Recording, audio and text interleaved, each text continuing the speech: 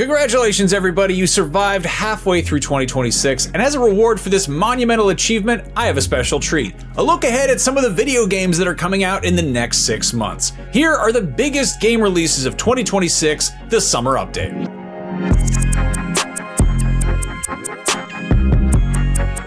Now before we get into it, the usual disclaimer that game release dates are about as reliable as a paper snorkel, and all of these things should be taken with a grain of salt because games get delayed or sometimes canceled out of the blue, and other times they get released with no advance notice. And also, this isn't every game coming out, but it's a lot of them, so as always, check your local listings.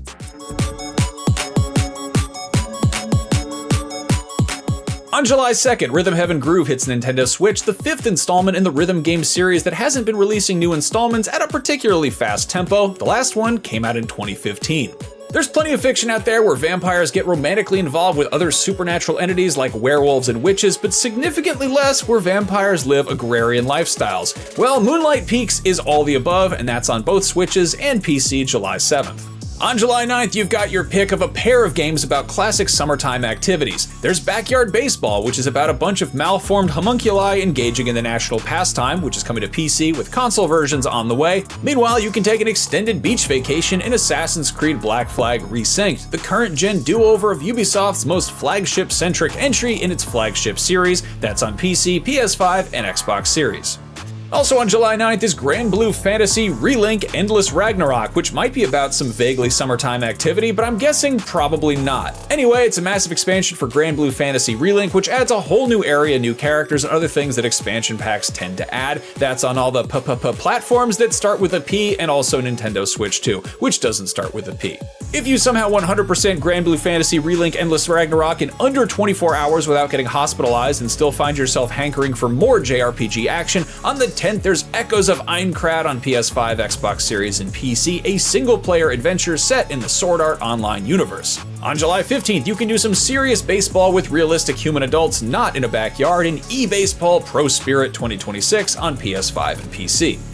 Also on the 15th, there's The Mound, Omen of Cthulhu, a Lovecraftian survival game that can be played in co-op with up to 3 friends, and in addition to featuring plenty of vibes and iconography evocative of Mr. Howard Phillips' great old mythology, this will also have some psychological mechanics designed to mess with players' heads a la Eternal Darkness, which is pretty sick.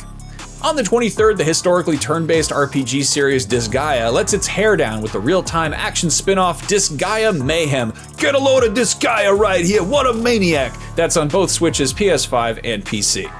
Also on Switch 2 that day is Splatoon Raiders, which takes the historically competitive multiplayer-focused cephalopod-centric shooter and gives it a single-player spin, which can still be played co-op with up to 3 friends. If that's too bright and colorful, great news, you've got your pick of not one, but 2 monochromatic indie games to mess with. There's the Boss Rush Hack and Slash Gouray on Switch, PC, and PS5, as well as Helix Descent and Ascent, a top-down puzzle adventure on Switch and PC. If you're a fan of shmups and are pissed there hasn't been a new Truxton game in almost 35 years, well, you're probably already well aware that that changes on July 30th with the release of Truxton Extreme, which is coming to PS5, Xbox Series, Switch 2, and PC. Normally I wouldn't include this sort of game, but as a dad, I'm aware that July 31st is the point in summer break where the novelty of kids being out of school is likely wearing thin for all parties involved. So it's worth mentioning that Paw Patrol Dino World is coming to Xbox Series, both PlayStation, Switch, and PC, 2 weeks ahead of the feature film of the same name. I'm not a fan of those dogs or of pointing kids at screens to shut them up, but also I get it, we all need a break sometimes.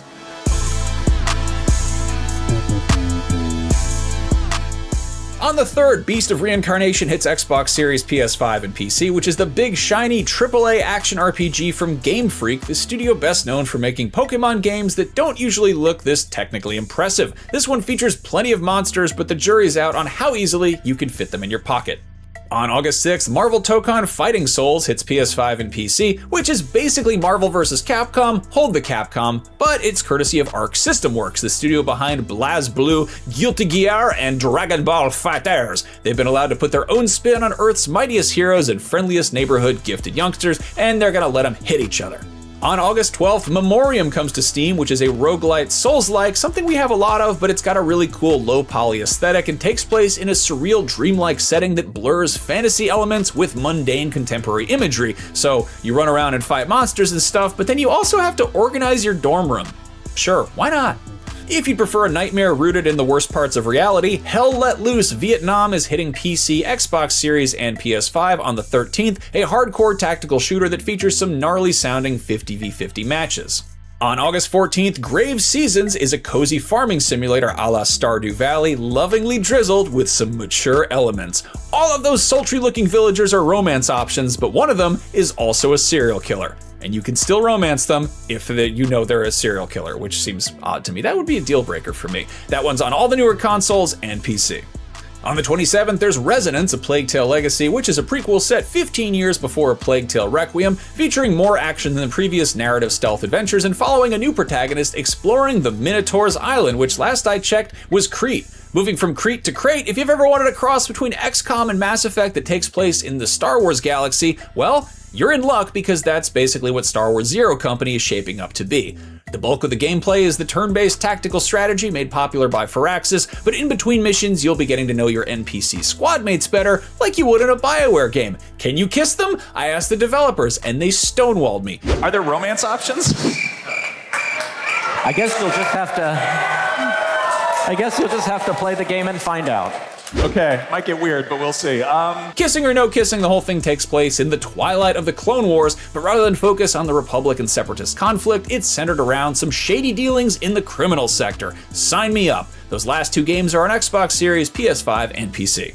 Also out that day for those platforms, plus both Switches, is the Metal Gear Solid Master Collection Volume 2. Most notably, this is the first time Metal Gear Solid 4 Guns of the Patriots will be easily legally playable on something besides a PlayStation 3. The collection also includes the HD version of Peace Walker and Ghost Babel, which debuted on the Game Boy Color, plus a ton of bonus content, but really, MGS4 is the big deal here. It is far from the best Metal Gear game, but it's still got a ton of awesome stuff in it, and it's nice we'll be able to play it on platforms that hopefully won't require you to stare at Snake smoking a cigarette for 45 minutes while the game fully installs. Though really, that's kind of part of the experience, so they should at least give you the option. Sometime in August, we are getting an official video game adaptation of Creepshow, Stephen King and George Romero's classic horror anthology film. This IP's variety pack format lends itself super well to virtually any medium, so hopefully this game delivers. That is on PC for now.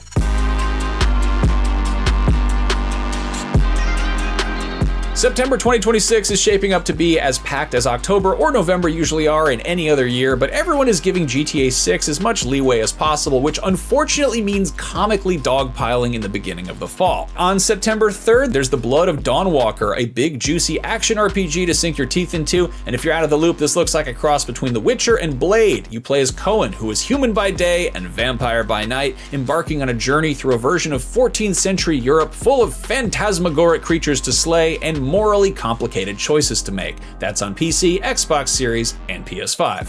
If you want the opposite of that, on September 3rd, there's Marsupilami 2 Salsa Colombia, a colorful 2D platformer that takes some cues from Donkey Kong Country, but stars some characters that predate DK by 30 years. These cartoon critters debuted in a Belgian comic strip in 1952, and in this age of globalized pop culture, it's always a thrill to come across some media property that's twice as old as I am that's somehow new to me. Did you know there was a live-action Marsupilami movie a few years ago? It's got Jean Reno. How am I just now learning about this made-up animal? Also out September 3rd is Orbitals, exclusively on Switch 2 and also exclusively for 2 players. This is a co-op adventure in the style of Split Fiction or It Takes Two, but with some truly gorgeous graphics that absolutely nail that specific aesthetic of bubble-era Japanese anime OVAs. I want to play this so badly, but I always bounce off of these co-op games. I'm bad enough at actually finishing games on my own time, and even worse when it involves getting somebody else to play with me because most people would rather do things that don't involve hanging out with me.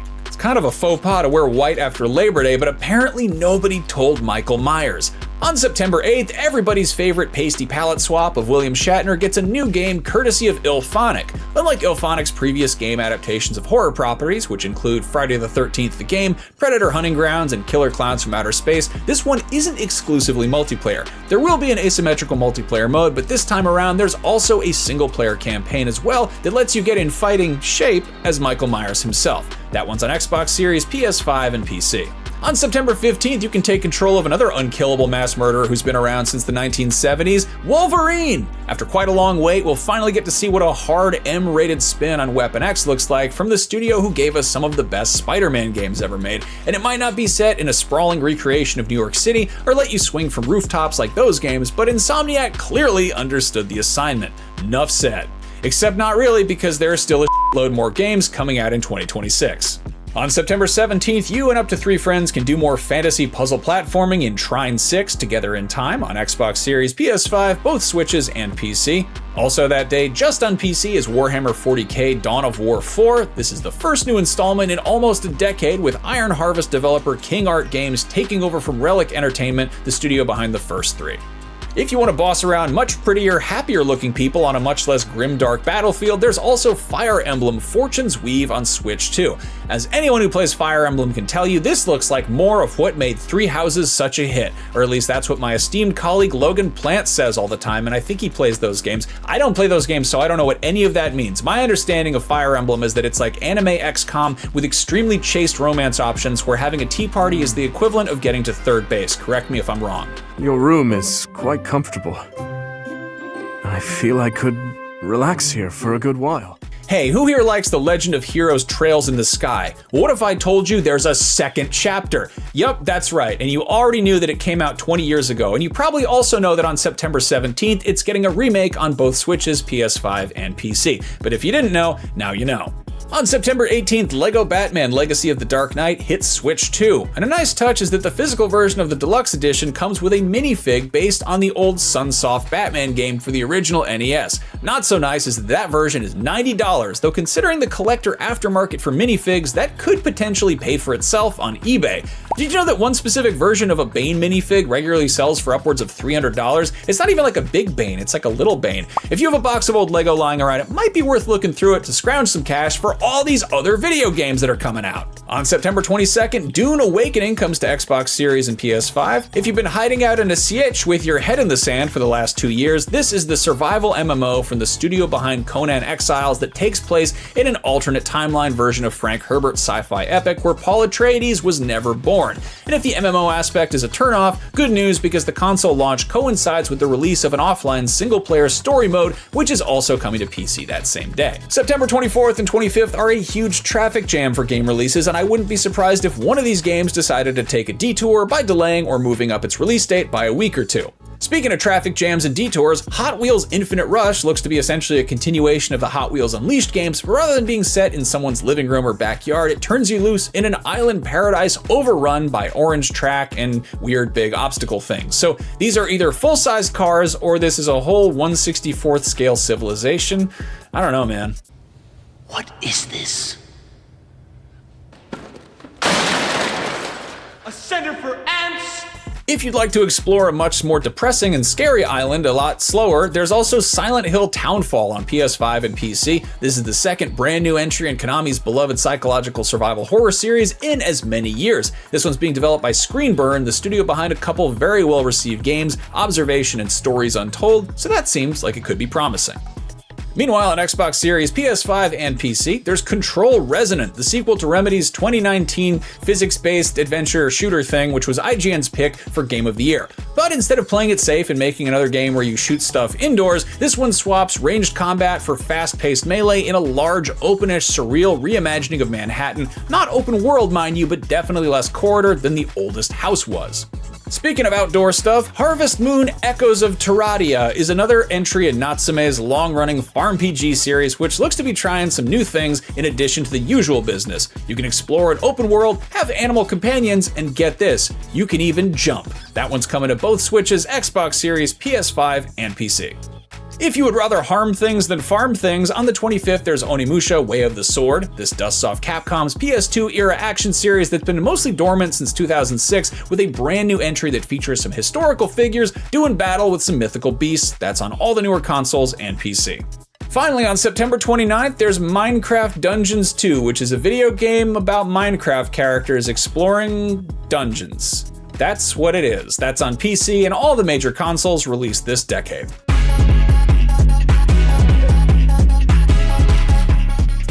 October kicks off with a couple do-overs of games that people liked so much that somebody thought it was worth making them all over again. There's Rayman Legends Retold, which remakes the 2013 2D platformer into 2.5D and adds some new levels and features. The shift from hand-drawn art to 3D character models likely rustles the jimmies of some animation purists, but it still looks pretty gorgeous, aside from starring Rayman and his disgusting friends. Get those guys out of here.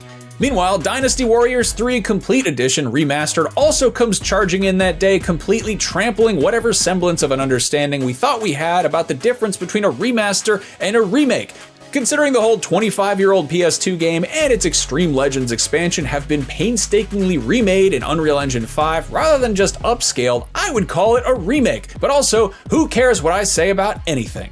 Anyway, both of those games are on all the newer consoles and PC. Still on October 1st, there's World of Magic: Rise of Magic, which is an open-world medieval punk action RPG that has one of the most impressive trailers I've seen in recent memory. This game has it all: magic, combat, orcs, more magic, sexy NPCs, still more magic, sexy trees, and also this guy. Did I mention it's got magic? If you're having a bad day, I implore you, go look up the full gameplay trailer for this, because the closer you look, the more bizarre it gets. That one is on PC. Do you feel the Neve? The Neve for thief? I don't know what Thief is, but I understand all the other words in Ace Combat 8's title. Wings of Thief is the latest in Bandai Namco's arcadey flight sim. And look, it's a given that the titular Ace Combat would look good and have nearly photorealistic jets, but there's absolutely no reason for it to have equally realistic burgers and fries. I'm sorry to keep harping on this, but look at the food in this game. Anyway, that's on Xbox Series, PS5, and PC October 2nd, with early access starting September 29th for those of you who just can't resist those luscious virtual pickles. In the Gears of War universe, they have 26-hour days, 10-day weeks, and a calendar year that somehow ranges from 420 to 460 days long, which is about as chaotic as a gun with a chainsaw on it. So I have no idea when Emergence Day takes place in our Gregorian calendar, but I can tell you that the long-awaited prequel Gears of War E-Day comes out for Xbox Series and PC on October 6th. This will chronicle the early adventures of Marcus Phoenix as he finishes grad school, while he also juggles some complicated interpersonal relationships and unpacks his own generational trauma. I'm just f***ing with you. It's about shooting monsters in the head and grunting. What did you think it was about?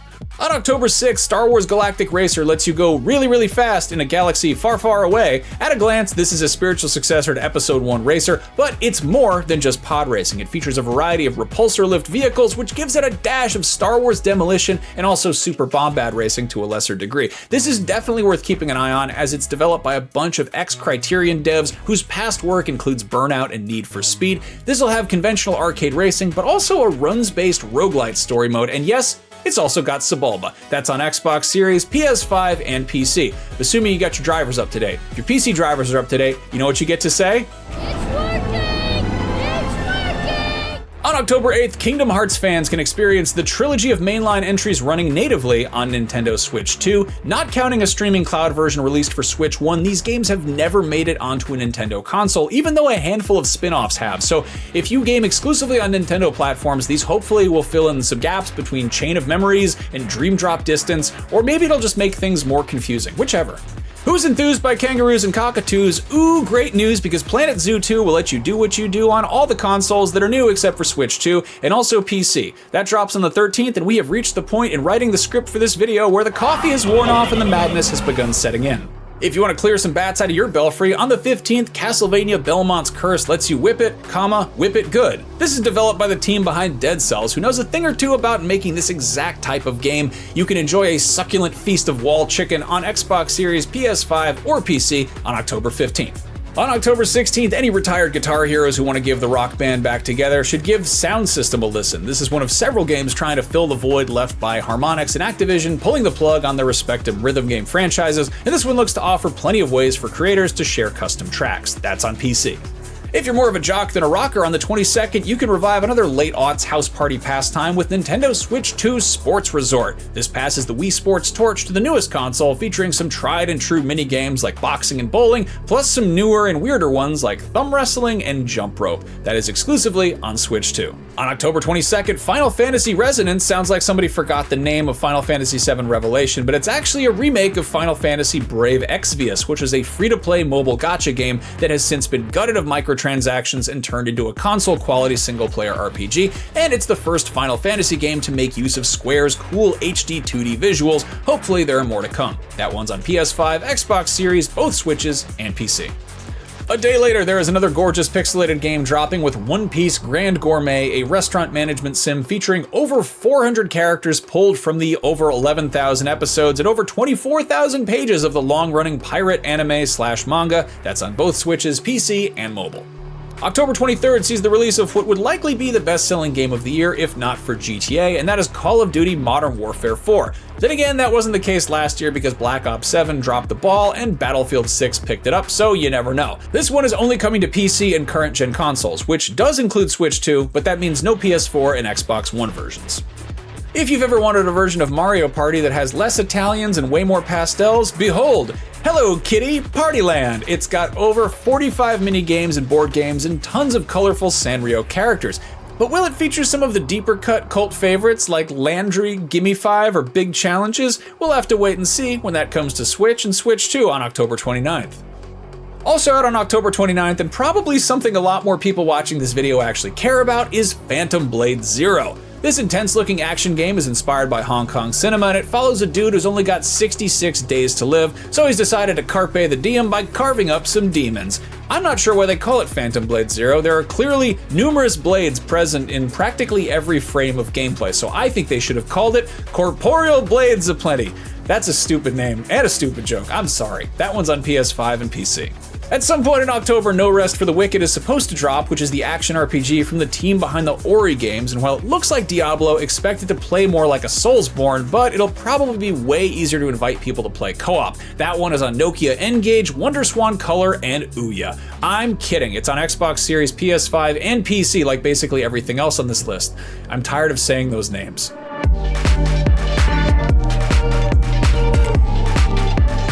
Shockingly, there are a few games coming out in November that don't rhyme with brand cleft motto. On November 5th, there's Crimelight, which looks kinda like American McGee's Alice if it was a roguelike deck builder developed by Vanillaware, which is to say it doesn't really look like American McGee's Alice at all, but it is loosely based on Alice in Wonderland. If you made a Venn diagram of Barbie fans and Grand Theft Auto fans, it would probably look like two circles 10 feet apart, so maybe this is a non-issue, but it might also be a very good goof. Face it, we're long.